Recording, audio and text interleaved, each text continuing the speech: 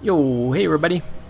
So in this video, I'm going to run through the process on reviving or fixing these these are some old Alivio shifter brake lever combo, which is super common on these 90s bikes. As you can see, as I'm attempting to shift it, it's just kind of flopping around. We're not really getting any engagement. The front shifter, it'll go up to the second gear, but nothing beyond that. And it's just super common on these older rapid fire shifters. One thing we're going to use, or a couple that we can try, is this. We've got some penetrating oil, we've got some PB Blaster, and some WD-40. So you might try this little trick first before you get into really doing anything. There's a little access hole there for the shift cable. You'll see that little hole there. So you can spray some of that lubricant inside of there. Try this first, like I say, and you want to just kind of flood it. You might hold a rag or something under there, have something on the ground to catch that over whatever the stuff dripping out, because you're going to flood it pretty well. And a lot of times you can just work this 30 seconds to a couple minutes and it'll start to engage. I mean, you can already see that the lever's freeing up as far as that goes, but we're not really getting any engagement. So we're going to, in this particular one, we're going to move on to step 2, which is a little more aggressive. Off camera, I loosened up that little 5mm hex bolt. We're just going to rotate it upside down. It's going to be a little easier to access and get a little better visual. So we got this, there's a 10mm wrench there that we're going to use to break that little bolt loose, and then there's a real small Phillips screwdriver, so we're going to just pull this little cap off.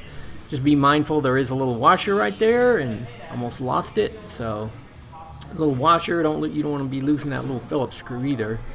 So you get that little, there's a little black dust ring that goes between the cap and then the shifter body. So you underneath there, you know, as I'm moving it, you can, that's the little little paw there that engages into the little ratchet ring. And what happens, those just get, over time, they just get really, the grease thickens up and turns into kind of a thick tar substance, and the little spring is just not, that pulls that little pulls the little pawl down. It can't overcome that grease and the thickness and all the gunk and stuff. So I'm kind of working it there with my pick. You can use a small screwdriver, but so off camera I flooded that thing pretty well with some more of this PB Blaster, and then just kind of worked it back and forth like that with my little pick. And so eventually you're going to get to a point where that thing just, you know, you can flick it and it just whoosh, just pops right back into place. Once you get it to that point, the shifter generally is going to work. You know, I'll maybe wipe this off. If you have access to some compressed air, you can blow it out, and then I'll just, at that point, lubricate it back with some either like Tri-Flow, which I used in this case, or you can use like the green foaming Finish Line wet lubricant. That works really well.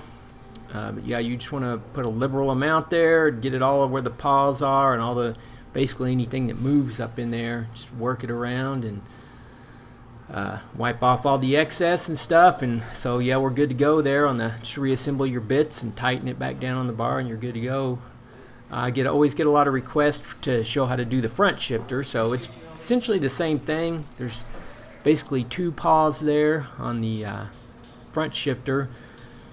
On both of them, you just want to be mindful. These things can, once they're loose like this, there's 4 little pins that go into kind of 4 little indentions. Just a really short little, I wouldn't even call it a pin.